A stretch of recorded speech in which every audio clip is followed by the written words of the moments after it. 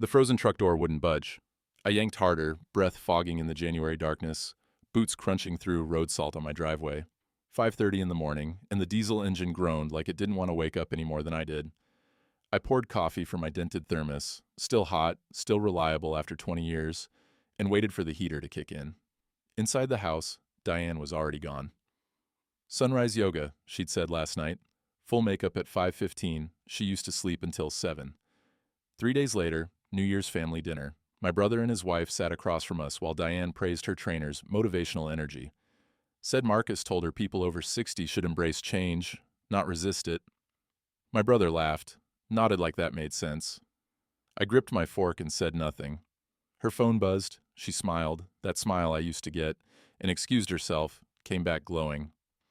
Marcus's morning check-in. My brother's wife looked away. Pity. That's when I decided to learn everything about Marcus Fleming, starting with what the county knew. The morning after that dinner, I made coffee at 5 like always. 40 years as a county road supervisor trains you.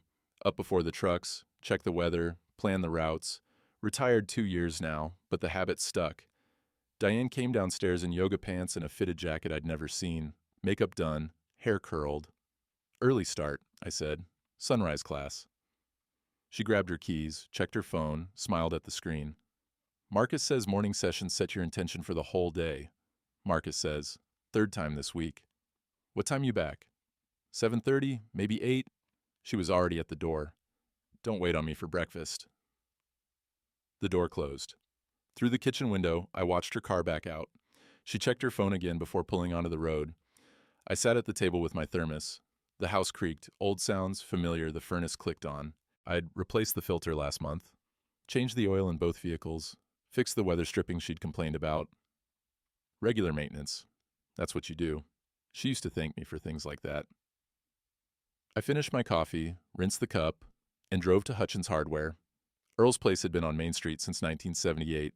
Wooden floors worn smooth, the smell of machine oil and sawdust, a coffee station by the counter where the old-timers gathered mornings. The cowbell on the door announced me. Earl looked up from his leather-bound ledger. 72, widower for 2 years, still opened at 6 every morning. Walt, you need something or are you just avoiding an empty house? Furnace filter, 20 by 25. He pulled one from the shelf, set it on the counter, didn't ring it up yet. Earl had a way of reading people. Came from 45 years of watching credit accounts tell stories about who paid on time and who didn't. Diane's got that look, he said. What look? My Doris had it, year before she passed. That distance, like she was already somewhere else. He poured 2 cups of coffee from the percolator, always burnt, always free. Woman trouble's the worst kind. Can't fix it with a wrench. I wrapped my hands around the warm mug. The hardware store radio played low, AM talk, weather forecast. Cold front coming, roads would need salt. Marcus Fleming, I said. You know him. Earl's eyebrow went up. The trainer? Opened that gym in the old Morrison warehouse. Flashy kid, drives a BMW with a vanity plate. Gaines, I said. You've been keeping track. Diane talks about him, a lot.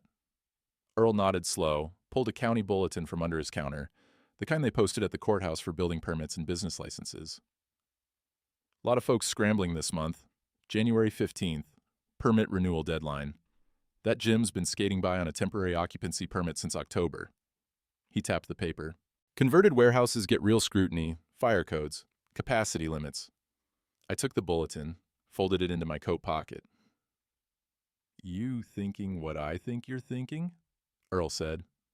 I'm thinking a man ought to know who his wife's spending time with. And money, Earl said. He opened his ledger, ran his finger down a column. Marcus's trainer business rents equipment from me. Weights, benches, resistance bands. 3 months behind on payments, keeps promising he's building his brand. Earl looked at me straight. Men who talk about building brands usually got nothing but air in the foundation. The cowbell rang. Betty from the post office came in, stamping snow off her boots, looking for rock salt. Earl excused himself to help her. I stood there holding my burnt coffee, looking at that bulletin. January 15th, 2 weeks away. I paid for the furnace filter, cash, like always, and drove home. Diane's car was in the driveway. I checked my watch, 7:45. Right on time, like she'd said. Inside, she was in the shower. Her gym bag sat by the door. Unzipped, a water bottle sticking out, a protein shaker, a small towel. I didn't touch it. Just noticed. The way you notice when a machine starts making a new sound. Not broken yet, but different. Her phone was on the kitchen counter, face up, the screen lit with a notification. Morning check-in complete. You crushed it today. Remember, growth happens outside comfort zones. The flame emoji, the casual intimacy, the assumption she'd want to hear from him first thing. I set the furnace filter on the counter and poured another cup of coffee. The shower stopped. I heard her humming, something I hadn't heard in months. That bulletin sat in my coat pocket like a loaded question. 2 weeks until Marcus Fleming's permit came up for renewal. A lot of folks scrambling, Earl had said. I took a long drink of coffee and pulled out my phone. Opened the county clerk's website. Public records. Business licenses. All there for anyone who knew where to look. And I'd spent 40 years knowing exactly where to look. 5 days later, I sat in my truck outside Java Junction at 7 in the morning. Not stalking, just happened to be passing through downtown after picking up parts at the co-op. That's what I told myself. Diane's car was in the lot. So it was a white BMW with plates that read Gaines. Through the coffee shop window, I could see them. Corner table, 2 lattes, her laughing at something he said. Marcus Fleming looked exactly like his gym website photo. Mid-30s, athletic build, that groomed beard young guys wore now, wearing athleisure like it was formal wear. He leaned forward when he talked, touched her arm twice in 30 seconds. Linda Kovacs sat 2 tables over, Diane's gym buddy, watching them with approval like she was chaperoning a first date. 3 retired road crew guys, men I'd worked with for decades, sat near the window. Miller, Jenkins, and Rourke. All 3 looked at my truck.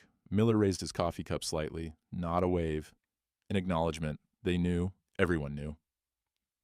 I started the engine and drove to the credit union.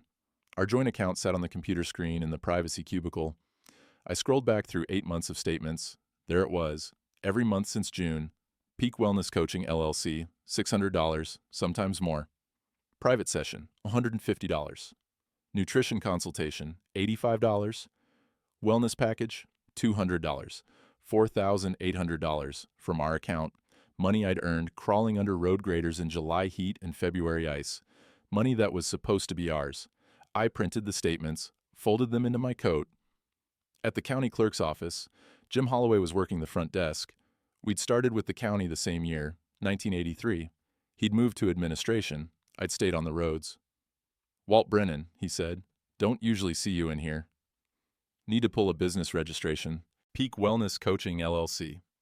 Jim typed into his computer, didn't ask why. That was the thing about small towns. People knew when to mind their business and when not to.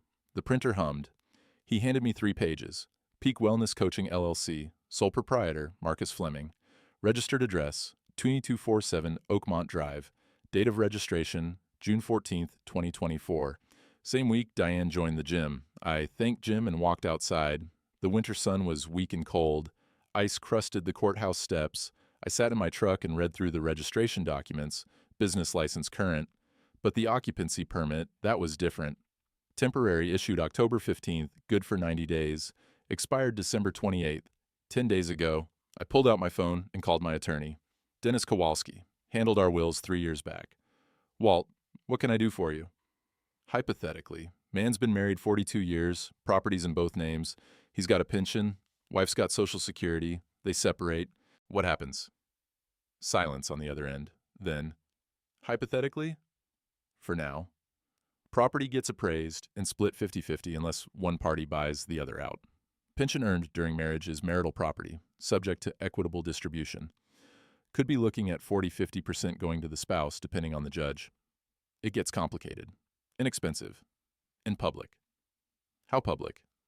Court filings are public record. In a town your size, everyone would know inside a week. I watched a young mother walk past with a stroller. Her breath made small clouds in the cold. What if I found leverage? I said. What kind of leverage? The kind that makes the other party want a quick, quiet settlement. Dennis exhaled slow. Walt, I've known you 30 years. You're one of the most level-headed men I've ever met. Whatever you're thinking, think twice. Leverage can backfire. Noted. You want to come in? Talk this through properly. I'll call you back. I hung up. Sat there in the courthouse parking lot with the engine running and the heater blowing. The documents sat on my passenger seat. Bank statements showing $4,800 to Peak Wellness Coaching, LLC. Business registration showing Marcus started his operation the same week Diane joined. Occupancy permit showing he'd been operating illegally for 10 days. Property in both names. Pension splitting. Public court battle. Unless I found leverage. My phone buzzed. Text from Diane. Having lunch with Linda. Won't be home till 3. Can you pick up milk? No mention of the morning coffee date. No mention of Marcus. Just milk. I typed back, sure. Then I opened my browser and searched for the county fire marshal's complaint line. Found it. Read the instructions. Businesses operating in converted warehouses. Occupancy violations. Capacity limits. Fire code compliance. Anonymous tips accepted. I stared at that screen for a full minute. The heater hummed. Outside, someone scraped ice off their windshield. That familiar scratching sound. 42 years of marriage. 8 months of $600 payments. 1 expired permit. I closed the browser without filing anything. Not yet, but I saved the number. I went back to the hardware store the next afternoon. The cowbell rang, and Earl looked up from inventory. The place smelled like always. Sawdust, leatherwork gloves, the burnt coffee that had been sitting on the burner since morning. "Twice in 1 week," Earl said. "You fixing everything in that house, or avoiding someone?" I poured myself a cup. Didn't answer right away. The radio played low. Farm report, grain prices, weather. A cold front settling in for the week. "Doris," I finally said, before she passed. "How'd you know?" Earl set down his clipboard, came around the counter and refilled his own mug, even though it was already full.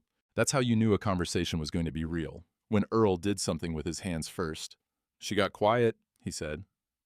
Not angry quiet, distant quiet, like she was already somewhere else, and her body just hadn't caught up yet.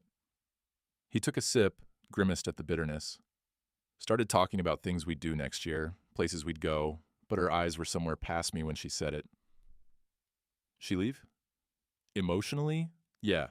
6 months before the cancer took her, I didn't understand it then, thought she was just tired. Looking back, I think she knew before the doctors did, was already saying goodbye in her own way. I wrapped both hands around the warm mug. "Diane's not dying." "No," Earl said, but something in your marriage might be."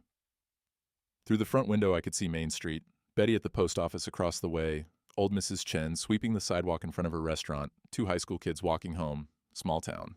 Everyone knew everyone. Some days that was comfort, other days it was suffocation. "Marcus Fleming," I said. "You meant it about him being behind on equipment rental?" Earl pulled out his ledger. The leather was worn smooth, spine cracked from decades of use.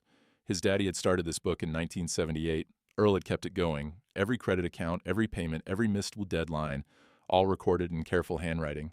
He opened to a recent page, ran his finger down the entries. 3 months, September, October, November. Keeps saying his cash flow's temporarily tight. Building his brand, expanding his client base, investing in marketing. Earl looked at me over his reading glasses. Men who talk like that usually have more debt than sense. "He's got 87 clients at that gym," I said. "You counting?" I looked at his Instagram, posts every day, shows off the crowd, motivational quotes, success stories. 87 people at $600 a month, Earl said, doing the math in his head. That's $52,000 a month. Even accounting for expenses, he should be swimming in cash. He tapped the ledger. "But he can't pay a $300 equipment bill. That tell you something?" It told me plenty. Earl closed the ledger. "You need anything, you holler. I mean that." "I know." "And Walt, whatever you're planning, and I know you're planning something because I've seen that look before, just remember, small towns have long memories. How you do a thing matters as much as why you do it." I finished my coffee, paid for a box of furnace filters I didn't need, and drove home. Diane was making dinner when I walked in, some kind of grain bowl with vegetables I couldn't name. She'd been cooking different lately. Clean eating, she called it. Marcus's nutrition plan. "How was your day?" she asked. "Fine. Yours?" "Good. Really good." She smiled at her phone on the counter. "Linda and I are thinking about doing a wellness retreat in March. 2 days at a spa in Madison. Marcus recommended it." Marcus recommended it. "That'll be nice," I'd said. We ate at the table, in near silence. She checked her phone 3 times. I counted. Each time, that small smile appeared and disappeared. Remember Angelo's? I said. She looked up. What? Angelo's. Italian place on 5th. We used to go every Valentine's Day. 40 years, same table by the window. Oh, yeah, that was nice. Valentine's is next week. I made a reservation. Something flickered across her face. Not quite annoyance, more like inconvenience. I might have a thing that night, she said. There's a wellness workshop Marcus is hosting, special evening session for serious clients. It's Valentine's Day. I know, but this is important for my growth. She reached across and touched my hand, brief, obligatory. We can celebrate another night. My hand stayed still on the table. Hers pulled back. Sure, I said. Another night? She smiled, relieved, and went back to her phone. I cleared the table while she texted, washed the dishes while she laughed at something on her screen, wiped down the counters while she said goodnight and went upstairs. The house settled into its evening sounds, furnace clicking, floors creaking, the refrigerator humming. I sat alone in the kitchen and pulled out the fire marshal's number I'd saved. Still didn't call it, but I opened the county website again, found the form for reporting occupancy violations, read through it twice, all the way to the signature line at the bottom, anonymous tips accepted. Valentine's Day came cold and clear. Spent the afternoon changing the oil in Diane's car, something I'd done twice a year for 4 decades. The garage smelled like motor oil and cold concrete. My back hurt from bending over the engine, but the work felt good, useful. I cleaned up, put on a decent shirt, and waited. At 5:30, Diane came downstairs in yoga pants and a jacket. The workshop? I said. It starts at 6. Marcus is doing a special session on intention setting for relationships. She didn't catch the irony. I should be home by 9. I'll cancel the reservation. Thanks for understanding. She kissed my cheek, quick, distracted. Her perfume was different, something expensive, the kind she used to save for anniversaries. The door closed. Her car backed out. I stood in the kitchen holding my truck keys. Then I got in and drove to Angelo's anyway. The restaurant was packed. Couples at every table, red roses and cheap vases, the smell of garlic and tomato sauce thick in the air. Tony Angelo Jr. worked the host stand now. His father had retired. But he knew me. Mr. Brennan, table for 2? Just one tonight. Something in his face shifted. Pity again, that look I was starting to recognize. Your usual table's available. I sat by the window where we'd sat for 40 years. Ordered the chicken parmesan I always ordered. The waiter, college kid I didn't know, brought bread and water. Asked if I was waiting for someone. No, I said, just me. The food came. I ate slowly. Tasted like it always did. Good, simple, familiar. Across the restaurant, couples held hands, leaned close, laughed. One man got down on one knee. Everyone applauded. I finished, paid the check, left a 50% tip. Tony Jr. caught me at the door. Everything okay, Mr. B? Food was great. That's not what I meant. I looked at him. 30 years old, running his father's restaurant, probably had his own problems. Life's complicated, Tony. Yeah, it is. He hesitated. My dad always said you and Mrs. Brennan were what he hoped for. Steady, you know, steady's rare. It used to be. I drove home. The house was dark. I sat in my truck in the driveway for 10 minutes, engine off, watching my breath fog the windshield. The thermostat read 18 degrees. At 9:15, Diane's car pulled in. She came through the door, smiling, energized, talking about breakthrough moments and authentic connection. How was Angelo's? She asked, already heading for the stairs. It was Angelo's. We'll go soon, I promise. She didn't ask why I'd gone alone. The next morning, my brother called. I let it ring. He called again. I answered. Walt, we need to talk. About what? Diane called Rachel last night, said you're being difficult, making her feel guilty for trying to improve herself. Rachel was my sister-in-law, and apparently now Diane's confidant. I took her to Angelo's every Valentine's Day for 40 years, I said. This year, she chose a wellness workshop. That's what I mean. You're keeping score, making her feel bad for having her own interests. Her interests or someone else's? What's that supposed to mean? I gripped the phone. The kitchen was quiet, except for the coffee maker gurgling.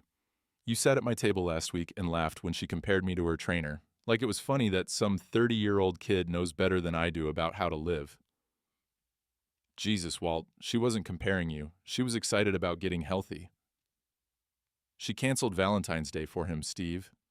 for a wellness workshop. That he runs, that he invited her to, that's more important than 40 years of showing up. Silence on the line. Then, you sound paranoid.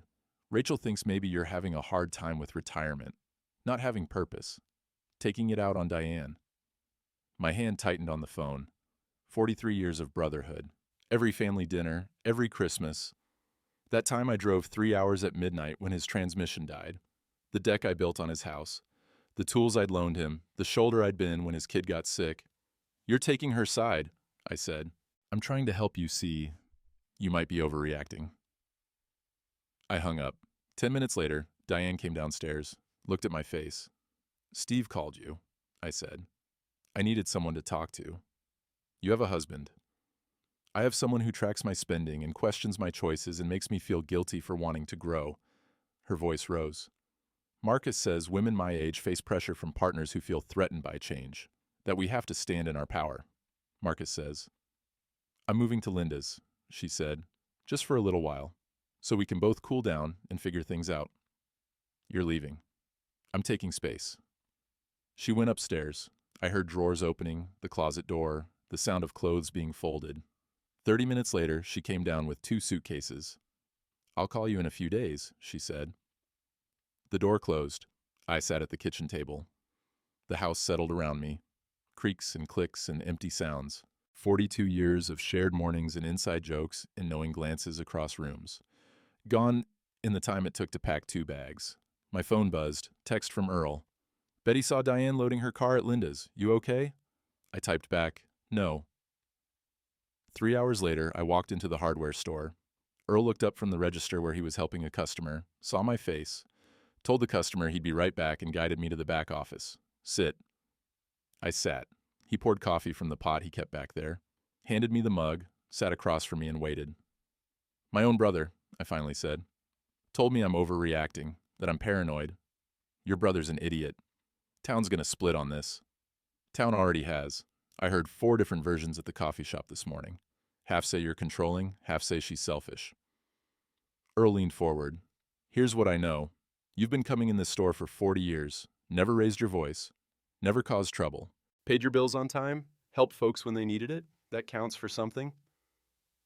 Doesn't feel like it? It will. I drank the coffee. It was terrible. I drank it anyway. Walt, Earl said, what do you need?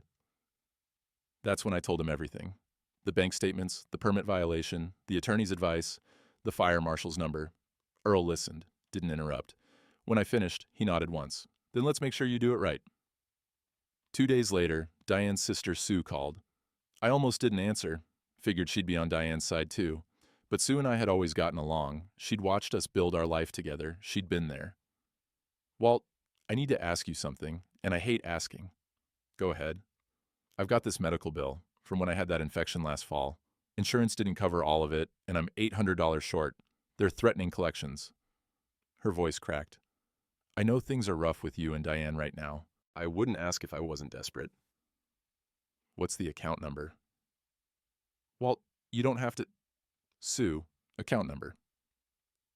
She gave it to me. I wrote it down on the back of a hardware store receipt. I'll take care of it today, I said. I'll pay you back, I swear. You won't. And don't tell Diane. Silence. Then, she doesn't know I'm calling you. Keep it that way. I drove to the bank and paid it. $800 from my personal account, the one I'd kept separate when Diane and I opened the joint. Money from side consulting jobs with the DOT. Not much, but it was mine. The teller printed the receipt. I folded it into my wallet. At home, Sue called back. She was crying. They just confirmed payment. Walt, I don't know what to say. You don't say anything. Family's family. Even when family's not acting like family? Even then.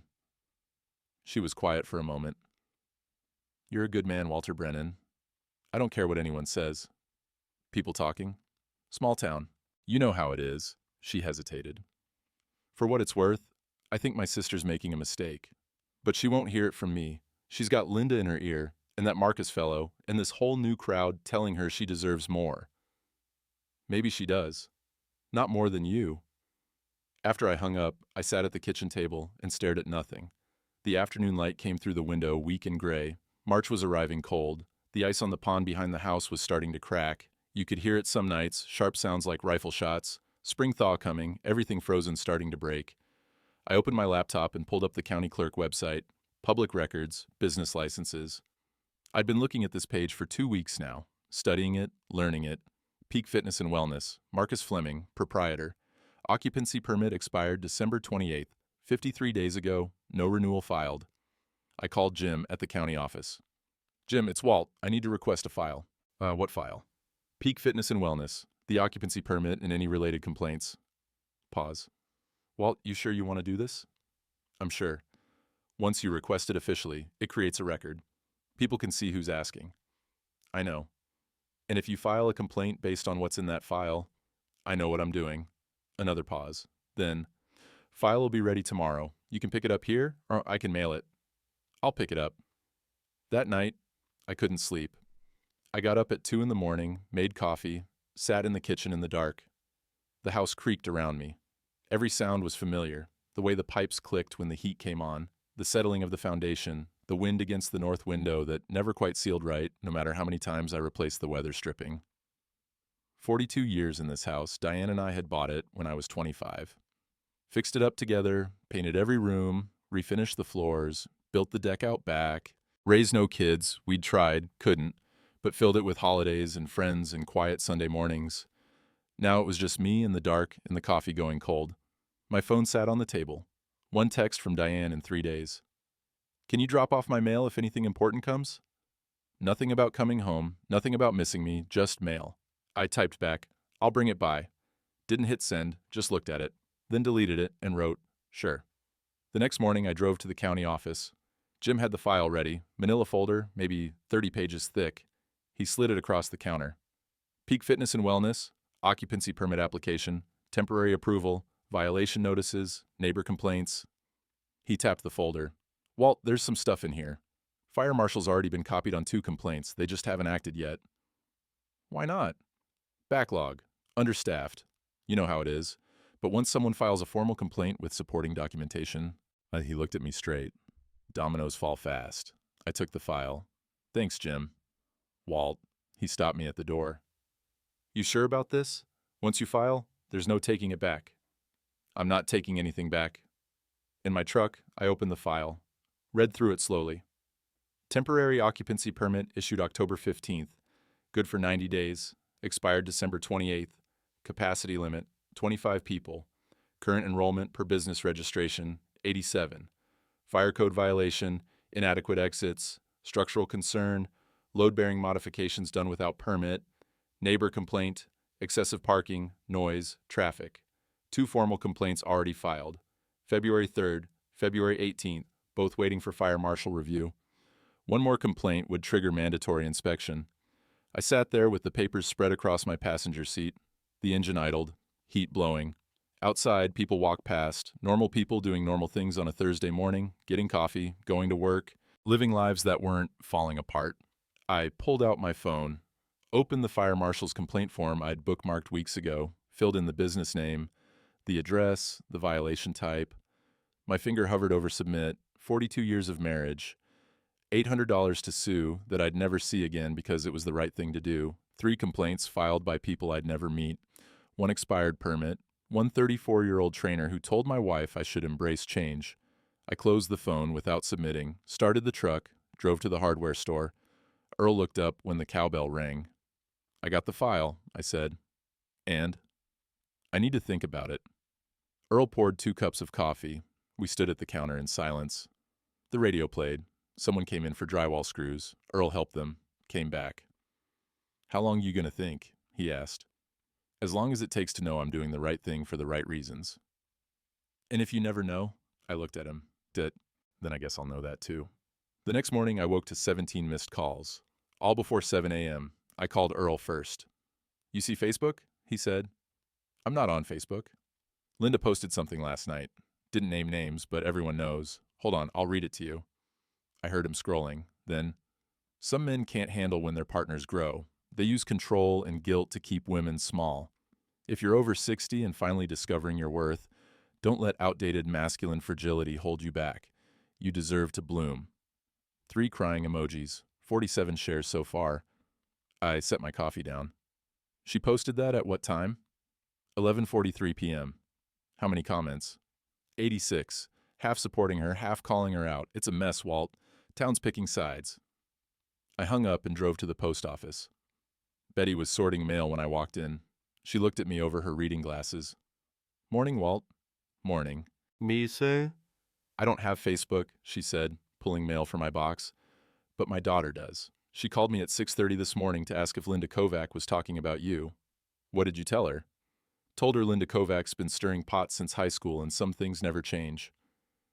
She handed me my mail. Electric bill, grocery store flyer, nothing important. For what it's worth, most folks I talk to think you're getting a raw deal. Most? Enough. She leaned on the counter. I've worked this counter for 32 years, seen a lot of marriages. The ones that last aren't the ones without problems. They're the ones where both people keep showing up. She looked at me direct. You showed up, Walt. Still are. I thanked her and left. Sat in my truck and looked at the mail I didn't need. Through the post office window, I could see Betty go back to sorting. Steady work. Same as always. Some things stayed constant even when everything else fell apart. My phone rang. Unknown number. Mr. Brennan? Speaking. This is Jenna Fleming, Marcus's wife. Young voice. Nervous. I got your number from the county business registration. I hope that's okay. I sat up straighter. Go on. I know who you are, and I know about your wife. She took a breath. I need to talk to you. Privately. Not on the phone. About what? About my husband. About what he's been doing. About what we both need to know. My heart kicked. When? Today? There's a truck stop diner off exit 47, the one with the big rig parking. I know it. 1 o'clock? I'll be there. She hung up. I sat in the truck for a full minute, then I called Earl. Marcus's wife just called me. What did she want? To meet. Says she knows about Diane. Earl was quiet. Then, that's either real good or real bad. No in between. I know. You going? Yeah. Want company? No, but thanks. At 12:30, I drove south. The truck stop was 40 minutes away, neutral ground, off the county, where no one would recognize either of us. The diner smelled like diesel fuel and coffee and eggs cooked in old grease. Truckers filled most of the booths. Country music played low from speakers that crackled. Jenna Fleming sat in the back corner, early 30s, dark hair pulled back, wearing scrubs. Probably came from work, 6 months pregnant, just starting to show. She looked tired, the kind of tired that came from not sleeping, not from working. I slid into the booth across from her. Thank you for coming, she said. What do you need to tell me? She pulled out her phone, set it on the table between us. I've known for 8 weeks. At first I didn't believe it. Then I checked his messages. She turned the phone so I could see. Screenshots, dozens of them. Text conversations between Marcus and multiple numbers. I recognized Diane's number, but there were others. You're making incredible progress. So, I see such strength in you. Your husband doesn't appreciate what he has. You deserve someone who sees you. Morning check-in. Remember, you're not just a body. You're a powerful woman discovering her worth. The same language, the same tone, 4 different conversations, 4 different women. He runs this pattern, Jenna said, voice flat. Targets older women, married, usually empty nesters or recently retired, makes them feel special, young again. Charges them premium rates for private coaching. Nothing physical, at least I don't think so. But emotional? Absolutely. I stared at the screenshots, felt something cold settle in my chest. Your wife's not special to him, Jenna continued. She's a client, one of several. He does this because it works. They pay more. They're loyal. They defend him when anyone questions his methods. She touched her belly. I'm 6 months pregnant. Found out 2 months ago it's a girl. That's when I started paying attention to how he treats women. Why are you telling me this? Because I'm leaving him, filing for divorce. But I need documentation, evidence that shows a pattern of manipulation for financial gain. My attorney says, if I can prove he's been deliberately exploiting clients emotionally to inflate his income, I can argue for full custody and protect my daughter. She slid a manila envelope across the table. Text records, bank statements showing unreported income, emails to clients that cross professional boundaries, a list of 3 other husbands you can contact, men whose wives went through the same thing with Marcus. She looked at me straight. You help me build this case, I'll help you build yours. I opened the envelope, saw spreadsheets, screenshots, documentation that went back 18 months. You've been collecting this for a while, I said. Since I found out I was pregnant, I won't raise my daughter with a man who makes his living making women feel worthless in their marriages so he can sell them validation. Her jaw tightened. He's a con man, just not the kind that goes to jail.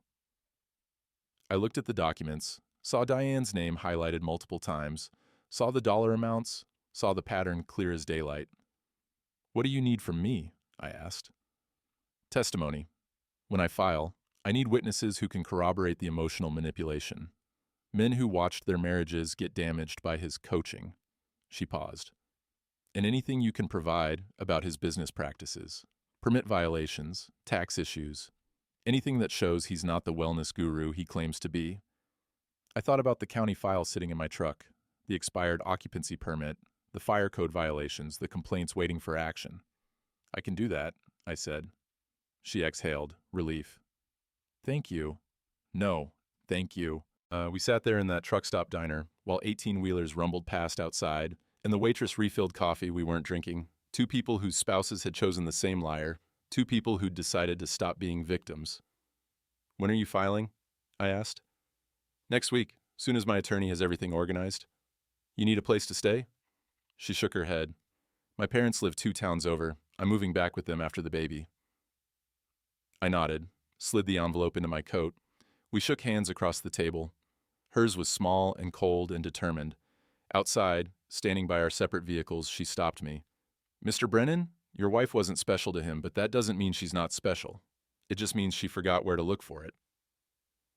I didn't know what to say to that, so I just nodded and drove home. I sat in my truck outside the county office for 20 minutes, engine off, heat fading. The manila envelope from Jenna on the passenger seat next to the file from Jim. Documentation of who Marcus Fleming really was, what he'd built, how many people he'd hurt. In my pocket, the fire marshal's complaint form, printed out, filled in, unsigned. This was the moment. File the complaint, add Jenna's evidence to the pile, watch the dominoes fall. But once I signed that paper, there was no taking it back. Marcus's business would collapse, Diane's escape route would close, and I'd be the man who did it, the controlling husband, the bitter old man who couldn't handle his wife's growth. That's what Linda's Facebook post had called me, what half the town probably thought. I pulled out my phone and called Earl. You file yet? He asked. Sitting outside the office. Can't make myself walk in. Why not? Because I keep thinking, what if I'm doing this for the wrong reasons? What if it's just revenge, dressed up as justice? Earl was quiet for a moment. I could hear the hardware store in the background, the cowbell, someone asking about paint. Hold on, he said. The background noise faded. He'd gone to the back office. Walt, you remember when Tommy Briggs opened that used car lot on Highway 12? Yeah, 10 years ago. Remember what happened? He got shut down for selling salvage titles as clean vehicles. 3 families lost money. You know who reported him? No. Me. Earl's voice was steady. I found out when Mrs. Patterson bought a Buick from him. 2 months later, the transmission died. Turns out the whole car had been flooded in Louisiana. Tommy'd cleaned it up, forged the paperwork, sold it for $8,000. I didn't know that. Because I did it quiet. Filed the complaint anonymously, provided the documentation, let the state handle it. Tommy told everyone it was bad luck, business downturn, never knew it was me. He paused. You asking if I felt guilty? Did you? Not for a second. Tommy was cheating people. The law existed for a reason. All I did was make sure it got enforced. Another pause. You're not destroying Marcus's business, Walt. You're revealing that it was built on sand. There's a difference. Town won't see it that way. Some will, some won't, but here's what matters. When your granddaughter asks you someday how you handled it, you want to be able to look her in the eye. We don't have grandkids, Earl. I know, I meant mine. But the question stands. After I hung up, I sat there watching people walk in and out of the county office. Normal business, permit renewals, property transfers, tax payments, the machinery of civilization turning like it always did. I got out of the truck, walked inside. Jim looked up from his desk, saw my face, didn't say anything, just waited. I set the complaint form on the counter, signed my name, dated it. Peak Fitness and Wellness, I said. Operating on an expired occupancy permit. Exceeding capacity limits, fire code violations as documented in previous complaints. Jim took the form, read it, looked at me. You know this triggers a mandatory inspection within 10 business days. I know. And it becomes public record. Your name's on it. I know that too. He stamped it, filed it, pulled up his computer. Inspection will be scheduled for... He clicked through screens. March 29th. That's a Friday. Inspector usually comes around 9 a.m. Thank you, Jim. Walt, he stopped me. For what it's worth, I pulled up Marcus Fleming's other business filings last week. Out of curiosity, he's registered 3 LLCs in 2 years, 2 of them dissolved. Both had tax liens. He looked at me over his reading glasses. You're not the bad guy here. I nodded and walked out. At home, I opened the envelope Jenna had given me, spread the contents across my kitchen table. Text messages, bank statements, a list of names and phone numbers, 3 other men whose wives had been Marcus's clients. I called the first number, Roger Hendricks. He answered on the second ring. This is Walt Brennan. Jenna Fleming gave me your number. Silence. Then, Marcus's wife? Yeah. Is she okay? She's leaving him, filing for divorce. She told me you might have information about his, business practices. Roger exhaled long and slow. My wife Karen went to that gym for a year, started in 2023, came home talking about her trainer the way she used to talk about me 30 years ago, stayed later and later, private sessions, wellness coaching. By the time I figured out what was happening, she'd spent $14,000. Jesus. Nothing physical. I hired an investigator, confirmed that. But emotional? He had her convinced I was holding her back, that I was toxic, that she deserved better. His voice cracked. We went to counseling, took 6 months, but she finally saw him. We're still married, but that year almost killed us. Is she still in contact with him? Hell no. Soon as she realized he was running the same act on 3 other women, she felt like an idiot. Embarrassed. We don't talk about it anymore. Would she be willing to talk to Jenna's attorney? Probably not, but I would, if it helps put that son of a bitch out of business. I called the other 2 numbers. Same story, different details. All 3 marriages survived. Barely. All 3 men still angry. All 3 willing to testify if needed. I made notes, added them to Jenna's file. Then I pulled up the county website and checked the public records. My complaint was already posted. Building and Safety, filed March 21st, scheduled inspection March 29th, 8 days. My phone rang. Diane. What did you do? Which thing? The gym. County inspectors called Marcus this morning, said there's a complaint filed, said they're shutting him down for a week while they investigate. Lise. That's how the system works. Was it you? Her voice shook. Did you file a complaint? It's public record. You can look it up. Oh my God, you actually did it. You're trying to destroy him. I'm trying to make sure businesses follow the law. This is insane, Walt. You're being vindictive and petty, and he's been running the same con on you that he ran on at least 4 other married women, charging premium rates to make you feel special while he tells all of you the same lies. Silence. That's not true, she finally said. Jenna showed me the text messages. Multiple clients, same language, same emotional manipulation. You're not special to him, Diane. You're revenue. You don't know what you're talking about. His wife's leaving him, filing for divorce. She's got documentation going back 18 months. I've got 3 husbands who went through the same thing we're going through, all because Marcus Fleming makes his living convincing women their marriages are the problem, so he can sell them validation at $600 a month. I don't believe you. Then ask him. Ask him how many other clients get morning check-ins. Ask him how many other women he texts at 11 at night. Ask him how many times he said, you deserve someone who sees you. She hung up. I sat at the kitchen table surrounded by evidence of a con I'd fallen for, just as much as she had. I'd believed our marriage was strong, believed 42 years meant something, believed that showing up every day was enough. But Marcus had shown me different. He'd shown me that attention beats consistency, that novelty beats history, that the right words from a stranger matter more than decades of actions from a husband. Outside, the sun was setting, the pond ice cracked again, that rifle shot sound. Everything frozen was breaking, spring coming whether anyone was ready or not. I made coffee. Poured it into my thermos, dented, old, still worked perfect. Tomorrow the town would know I'd filed the complaint. By Monday, everyone would have an opinion. Half would call me justified, half would call me cruel. The hardware store would probably go quiet again when I walked in, but Earl wouldn't, Jim wouldn't, Betty wouldn't, Sue wouldn't. The people who mattered would know the truth, and the ones who didn't matter would believe what they wanted anyway. I took my coffee out to the back porch, sat in the cold evening air, watched the sky turn purple, then black, heard the geese coming back north, first ones of spring calling to each other in the darkness.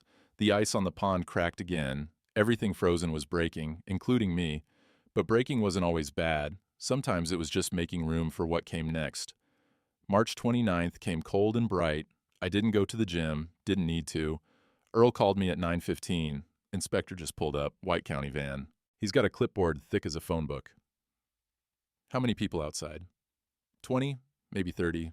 Clients waiting for morning classes. Marcus is out there trying to calm everyone down. Looks like he's sweating through his shirt. Keep me posted. I went about my morning, changed the furnace filter, checked the oil in the truck, cleaned the coffee maker. Normal things, steady things. The kind of work that didn't need thinking. Earl called back at 10:30. Inspector posted the notice on the front door, big orange paper. Cease operations pending permit renewal and fire code compliance, 21-day appeal period. Marcus is losing it. Clients are demanding refunds. Some lady's yelling about a $600 package she bought last week. Diane there?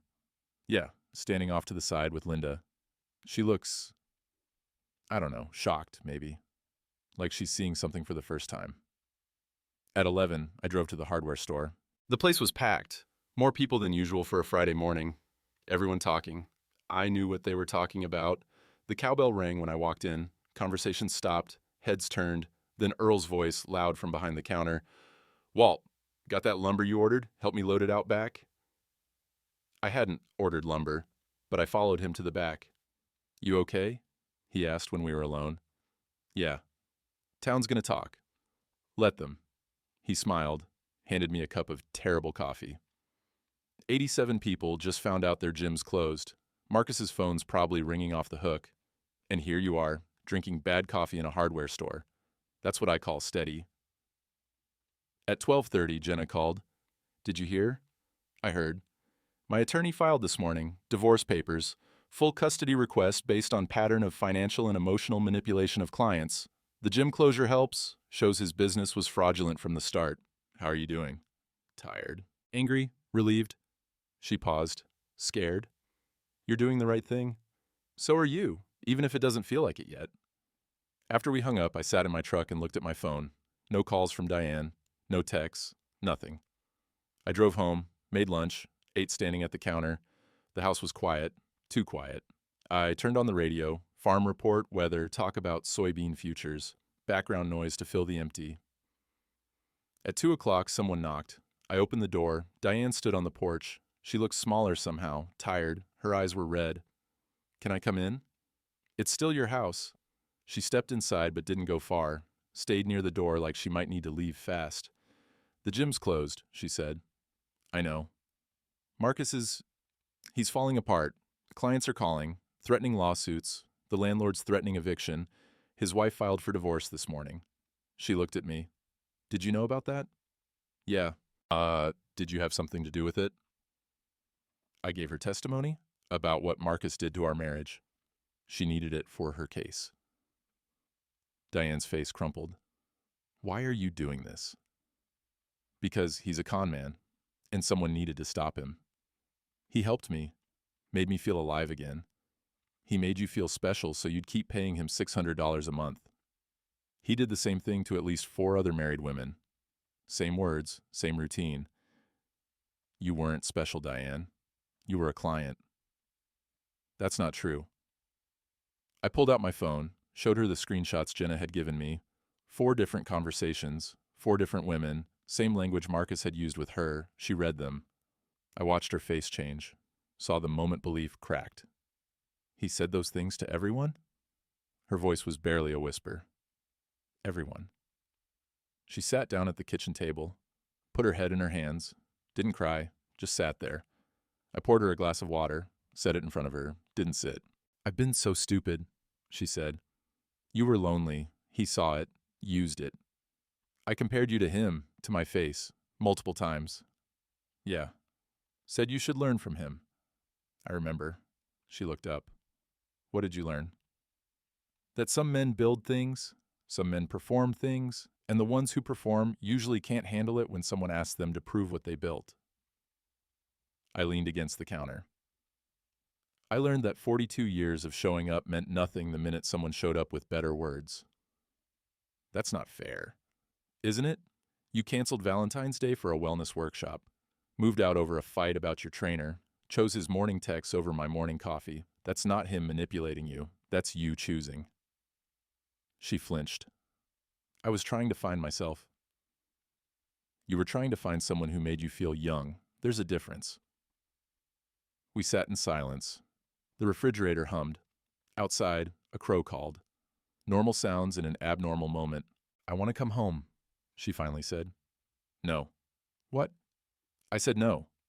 Well, I made a mistake. I see that now, but we can fix this, go to counseling, work through it. I shook my head.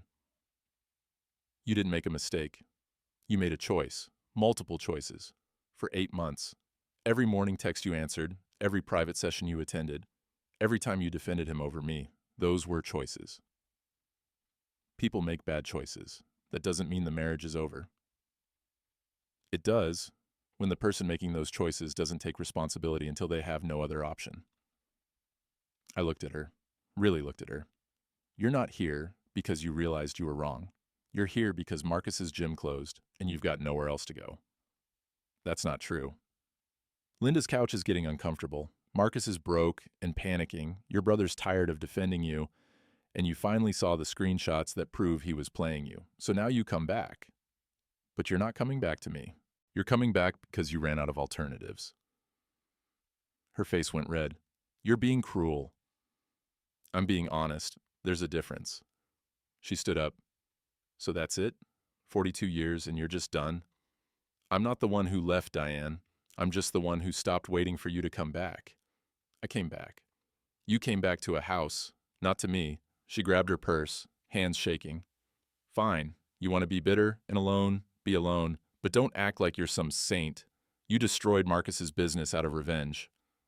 I filed a legitimate complaint about permit violations. The system did the rest. You knew what would happen. Yeah, I knew the truth would matter. She walked to the door, stopped with her hand on the knob. I loved you, she said. Past tense. I noticed. Don't you love me anymore?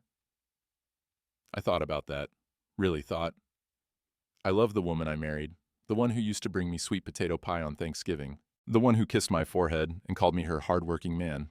But I don't know the woman who compares me to her trainer and texts him at 11 at night and cancels 40 years of tradition for a wellness workshop. I paused. So no, I don't love you anymore. I love who you were, and I'm sorry for who you became. She left without another word. I stood in the kitchen listening to her car start, listening to it back out, listening to the sound fade down the road. Then I sat at the table and put my head in my hands. 42 years, gone. Because she wanted to feel young, and he wanted her money, and I wanted to believe that showing up was enough. My phone buzzed. Text from Earl. You okay? I typed back. No, but I will be. Outside, the afternoon sun was warm. Not spring yet, but close. The pond ice was almost gone. Just thin sheets around the edges. Everything frozen was breaking. Everything breaking was making room. I made fresh coffee, poured it into my thermos, went out to the back porch, and sat in the warming air. First robin of spring landed on the fence post. Redbreast, clear song. I sat there until the sunset, until the coffee was gone, until the cold came back. Then I went inside to an empty house that was finally, completely mine. The attorney's office smelled like old carpet and coffee that had been sitting too long. Dennis Kowalski spread the papers across his desk. Property appraisal, pension valuation, settlement terms. She's willing to sign? He asked. She doesn't have much choice. The house appraised at $380,000. Paid off. My name and hers on the deed. Under normal circumstances, we'd either sell and split or one of us would buy the other out. Diane wanted the buyout, $150,000 cash. She'd waive any claim to my pension. No spousal support. Clean break. It's fair, Dennis said. More than fair, actually. In court, she'd probably get closer to $200,000 plus a percentage of your pension. Why is she settling low? Because she knows you have documentation. The bank statements showing payments to Marcus, the text messages Jenna provided, the pattern of financial manipulation. If this goes to court, it all becomes public record. He tapped the papers. She wants this done quietly. So do I. Then sign here, and here, initial here. I signed, dated, initialed. She's coming in at 3 to sign her half, Dennis said. You want to be here? No. I'll file these Monday, probably finalized in 60 days. 60 days until 42 years was officially over. Felt too fast and too slow at the same time. I drove home, stopped at the bank, transferred $150,000 from my savings, money I'd accumulated from 40 years of DOT consulting work, side jobs, overtime, the account I'd kept separate. It hurt, but not as much as I thought it would. At home, I changed into work clothes and went to the backyard. The soil was finally warm enough. Mid-April, early spring, time to plant. I'd ordered seeds in March, tomatoes, cucumbers, green beans, peppers, simple vegetables that grew if you tended them. I marked out rows with string and stakes, broke up the soil with a spade, the smell of turned earth, rich and dark and alive. My back hurt, my knees complained. Didn't matter, this was work that needed doing. Earl's truck pulled up around 4. He came around back carrying 2 cups of coffee and a paper bag. Thought you might need a break. What's in the bag? Donuts. Betty made them this morning, said you probably weren't eating right. We sat on the back porch steps, ate donuts, drank coffee, watched the garden rows I'd marked. Heard Diane sign papers today, Earl said. She did. How you feeling? Like I planted a garden, Earl smiled. That's about right. A robin landed near the freshly turned soil, hopped around looking for worms, found one, flew off. You gonna be okay? Earl asked. Eventually. That's all anyone can ask. After he left, I finished planting. 2 hours of steady work, back bent, hands dirty, the kind of labor that cleared your head. By the time I finished, the sun was low, the air was cooling, but warmer than it had been. Spring settling in for real now. I washed up, made dinner, sat at the kitchen table alone with a sandwich and the newspaper. Outside, the last light faded. My phone buzzed. Text from Sue. Diane told me about the settlement. I'm sorry, Walt, but I think you're doing the right thing. I typed back, thanks. Another text came through, unknown number. This is Betty from the post office. Just wanted you to know. New lady moved to town last week. Claire something, widow. Teaching quilting classes at the library on Tuesday nights. Thought you might want to know. No pressure, just information. I stared at that text for a long time. Then I typed, thanks, Betty. I'll think about it. I set the phone down, looked around the kitchen, my kitchen now, my house, my life, empty of what was, but not yet full of what would be. That was okay. Gardens didn't grow overnight. Spring didn't arrive in one day. Healing took time. I poured the last of the coffee into my thermos, the dented one. 20 years old, still worked perfectly, still kept coffee hot. Some things lasted because they were built right. Some things lasted because you took care of them. Some things lasted just because they were meant to. I took my thermos out to the back porch, sat in the evening air. The pond was completely thawed now. A pair of ducks had moved in. I could hear them in the darkness, settling in, making it home. In the garden, the seeds I'd planted sat in dark soil, waiting. In a few weeks, green shoots would push through. In a few months, there'd be tomatoes, cucumbers, beans, food I grew myself, for myself. That felt right. A car drove past on the road, kept going. Not Diane, just someone passing through. I sipped my coffee, listened to the ducks, felt the warm air. Tomorrow, I'd call the county about consulting work they'd mentioned, maybe take on a few projects, stay busy, stay useful. Tuesday, maybe I'd stop by the library, just to see, no pressure, just information, like Betty said. Or maybe I wouldn't. Maybe I'd just keep tending my garden, drinking my coffee, living my life. Either way, the choice was mine. For the first time in 8 months, the choice was completely mine. I sat there until my coffee was gone, until the stars came out, until the cold drove me inside. And when I walked through my door, into my house, with my coffee cup, on my terms, I didn't feel lonely. I felt free. Not the freedom Diane had been chasing, not the freedom Marcus had been selling, just the simple freedom of a man who knew exactly who he was, who'd done what needed doing, who'd planted seeds that would grow. That was enough. For now, that was more than enough. I rinsed my thermos, set it on the counter for tomorrow morning, then I turned off the lights and went to bed. Outside, spring continued arriving. Patient, steady, inevitable. Just like always. Now, I won't sit here and tell you I'm proud of everything I did. Using the system the way I did, some folks might call that cold, calculated. Maybe they're right, but I won't apologize for it either. I spent 40 years maintaining roads nobody thanked me for. Learned that the best fixes are the ones people never notice. You don't patch a pothole to get applause. You do it because it's right. 42 years of marriage, 8 months to crack it. But here's what I learned. It wasn't Marcus who broke us. It was the lie Diane told herself, that attention from someone new could fill a space she'd stopped tending.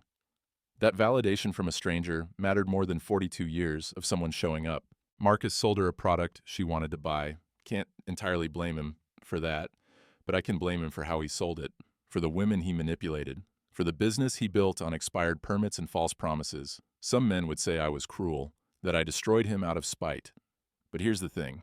I didn't destroy anything. I revealed what was already there. Truth's not a weapon when it was true all along. Spring came. Anyway, it always does. The garden I planted isn't for her, it's for me. Tomatoes and cucumbers and beans, things that grow if you tend them proper. My daddy used to say, you can't make nothing grow in frozen ground. You gotta wait for the thaw. Same with hearts, I suppose. I'm 67 years old, got my thermos, my house, my garden, and my self-respect. That's more than Marcus has, more than Diane has. Maybe someday I'll check out that quilting class Betty mentioned.